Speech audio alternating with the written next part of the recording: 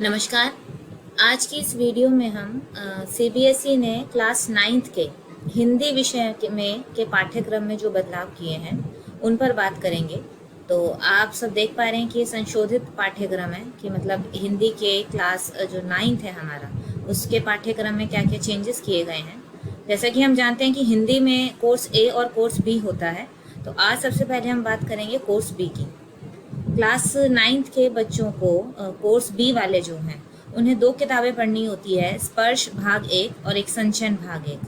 तो सबसे पहले हम स्पर्श पाठ्य पुस्तक की बात कर लेते हैं, जिसमें कि गद्य खंड जो है, गद्य खंड और काव्य खंड आप देख रहे हैं।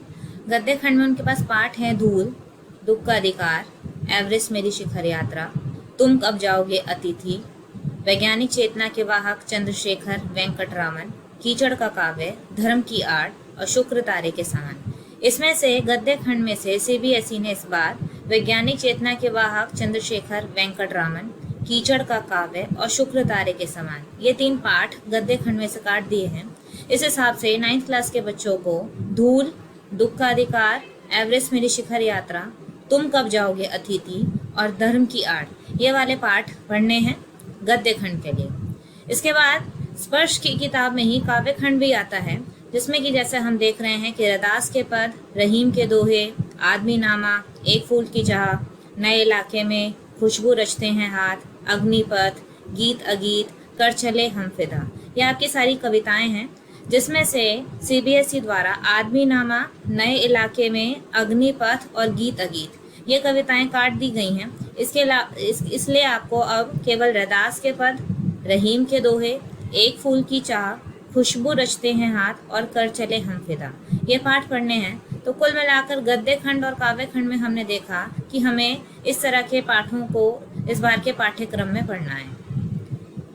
आगे आप देख पा रहे हैं संचयन पाठ्य पुस्तक। जैसा कि मैंने कहा था कि 2 किताबें पढ़नी होती है, स्पर्श और संचयन। इसमें से भी कुछ बदलाव किए गए हैं, कुछ जो आपके पाठ हैं उनको हटा दिया गया है। ये पाठ आपके पहले भी सिलेबस में नहीं थे और इस बार भी इनको नहीं रखा गया है। तो गिल्लू, स्मृति, दिए जल उठे, हामिद खान, ये केवल आपके 1, 2, 3, 4 पाठ है जो आपने केवल पढ़ने हैं पाठ्यक्रम में संचयन की पुस्तक में से। कुल्लू कुमार की ऊना कोटी और मेरा छोटा सा निजी पुस्तकालय, ये दोनों जो पाठ हैं ये आपको नहीं पढ़ने हैं, ये आपके पाठ्यक्रम से इनको भी हटा दिया गया है। तो ये रहे आपके, ये बात हुई हमारे कि हमने क्लास 9th में सीबीएसई ने क्या क्या चेंजेस किए हैं पाठ्यक्रम में और क्या काटा है और हमें क्या पढ़ना है। इसके बाद हम देख रहे हैं प्रश्न पत्र प्रारूप कि मतलब हमारा जो क्वेश्चन पेपर है उसका क्या फॉर्मेट है, कैसे पेपर पूछा जाएगा, किस तरह से हमें प्रश्नों के उत्तर देने हैं। तो सबसे पहले आप देख रहे हैं अपठित गद्यांश, जो कि आपकी किताब से बाहर से आता है। ऐसा गद्यांश किताब से नहीं, गद्यांश जो बाहर से दिया गया होता है, ये 100 से 150 शब्द का होगा और इसका जो कुल अंक है वो 10 है। ठीक है, मतलब 10 अंक का आपसे ये अपठित गद्यांश पूछा जाएगा, जिसमें कि 1 अंक के 2 प्रश्न होंगे और 2 अंक के 4 प्रश्न होंगे। इस हिसाब से आपके कितने हो गए, 6 प्रश्न हो गए, 2 और 8 कुल मिलाकर ये 10 अंक का आपका अपठित गद्यांश होगा। 1-1 नंबर के आपसे 2 प्रश्न पूछे जाएंगे और 2-2 अंक के 4 प्रश्न आपसे पूछे जाएंगे। इसके बाद है व्याकरण। अपठित काव्यांश नहीं दिया गया है इसमें, आप देख पा रहे होंगे। तो अपठित काव्यांश अगर सीबीएसई ने नहीं दिया है तो वो आपसे पूछा भी नहीं जाएगा पेपर में, केवल अपठित गद्यांश ही आपको पढ़ना है।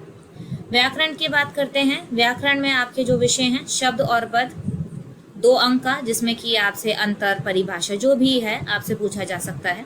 अनुस्वार 1 अंक, अनुनासिक 1 अंक, उपसर्ग 2 अंक, प्रत्यय 2 अंक, भिन्नार्थक शब्द 2 अंक, पर्यायवाची 2 अंक, विलोम शब्द 2 अंक, अर्थ की दृष्टि से वाक्य भेद 2 अंक। तो कुल मिलाकर आपकी जो व्याकरण है वो आएगी आपकी 16 अंक की।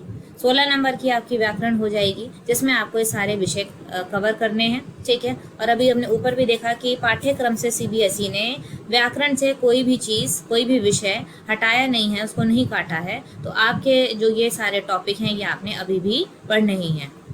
स्पर्श की बात करते हैं। स्पर्श आपकी पाठ्य पुस्तक, उसमें किस तरह से प्रश्न आपसे पूछे जाएंगे। ये कुल 22 अंक की आपकी किताब होगी। इसमें जो गद्य खंड है, जो कि ऊपर हमने अभी पाठ्यक्रम में देखा कि हमारे जो चैप्टर्स हैं जो हमने पढ़ने हैं, उसमें से आपसे पूछे जाएंगे 3 लघु प्रश्न, छोटे प्रश्न पूछे जाएंगे। ठीक है, 2 अंक के प्रश्न होंगे 3, कुल मिलाकर 6 अंक का होगा ये। तो आपने 2-2 अंक वाले 3 प्रश्नों के उत्तर देने होंगे, जो बनेगा 6 अंक का।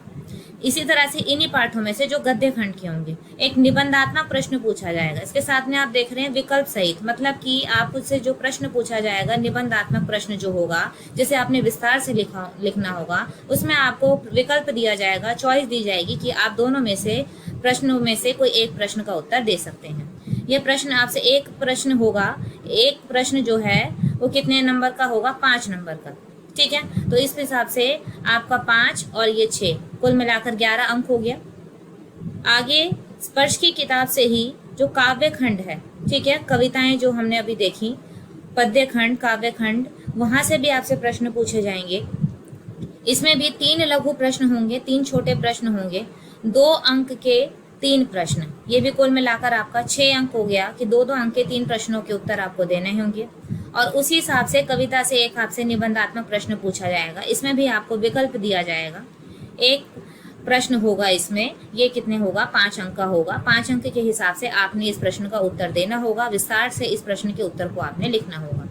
तो हमारा 6 और 5 यहाँ भी 11 हो गया और यहाँ भी 11 हो गया। तो हमने देखा कि हमारी स्पर्श की जो किताब है कुल मिलाकर 22 अंक की हो गई। आगे हमारी दूसरी किताब जो है, जो हमें पढ़नी होती है संचयन, उससे भी प्रश्न आएगा आपको। तो निर्धारित पाठ पर आधारित 3 प्रश्न होंगे। संचयन के जो आपके जो चैप्टर्स हैं हमने देखे पाठ्यक्रम में, 3 प्रश्न पूछे जाएंगे, विकल्प होंगे, उन प्रश्नों में भी चॉइस होगी।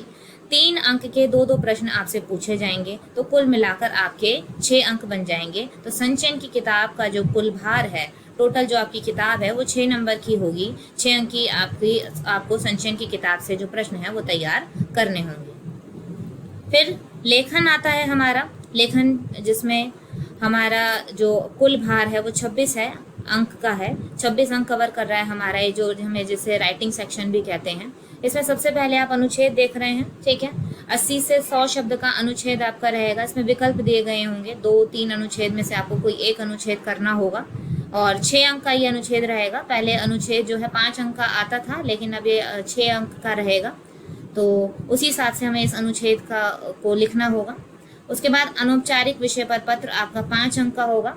पत्र के 2 भेद होते हैं, औपचारिक, अनौपचारिक। इसमें आपसे 9th क्लास में अनौपचारिक विषय पर ही पत्र पूछा जाएगा, जो कि 5 अंक का होगा। संदेश लेखन जो है एक नया विषय जो है 9वीं कक्षा में जोड़ा गया है। इसमें शुभकामना, त्योहारों पर दिए जाने वाले संदेश, इस तरह के संदेश ज्यादातर आपसे पूछे जाएंगे पेपर में, जो भी कुल मिलाकर 5 अंक का होगा। संवाद लेखन पहले भी पूछा जाता था, ठीक है, तो अभी भी संवाद लेखन है 9वीं कक्षा में। 50 से 60 शब्दों में आपको लिखना होगा, कुल मिलाकर ये भी 5 अंक का होगा। और नारा लेखन, ये नया विषय जोड़ा गया है 9वीं कक्षा में। 20 से 30 शब्दों में आपको लिखना होगा 5 अंक में। जो आपका लेखन है, लेखन में आप चाहे अनुच्छेद लिखें, पत्र लिखें, संदेश लेखन लिखें, संवाद लेखन, नारा लेखन, सभी में आपकी भाषाई कौशल जो है, जो आपकी भाषाई दक्षता है, सृजनात्मकता है, जो आपकी क्रिएटिविटी है, आप किस तरह की भाषा का प्रयोग करते हैं, आप कैसे कैसे नए नए विचारों को लेकर आते हैं, ये इसमें मुख्य बिंदु रहते हैं, जिस आधार पर आप अच्छे अंक आपको मिल सकते हैं। बाकी इन विषयों पर कि संदेश लेखन कैसे लिखा जाए, संवाद लेखन, नारा लेखन, इन पर आगे की वीडियो में हम विस्तार से चर्चा अवश्य करेंगे। तो इस प्रकार से ये आपके प्रश्न पत्र का प्रारूप रहा और ऊपर हमने पाठ्यक्रम पर चर्चा तो कर ही ली है। तो दोनों चीज़ें आपके सामने हैं कि क्या हमने पढ़ना है और क्या नहीं पढ़ना और किस तरह से पेपर में आपसे पूछा जाएगा। तो मैं उम्मीद करती हूँ कि आप अच्छे से अपनी तैयारी शुरू करेंगे, क्लास 9th की पढ़ाई पर ध्यान देंगे और इस अवसर का लाभ उठाते हुए अच्छे अंकों से परीक्षा में उत्तीर्ण होंगे, अच्छे नंबर लेकर आएंगे। बाकी इस वीडियो से संबंधित या पाठ्यक्रम या प्रारूप से संबंधित प्रश्न पत्र के कोई समस्या हो तो कमेंट बॉक्स में आप लिख सकते हैं, उसका समाधान अवश्य किया जाएगा। धन्यवाद।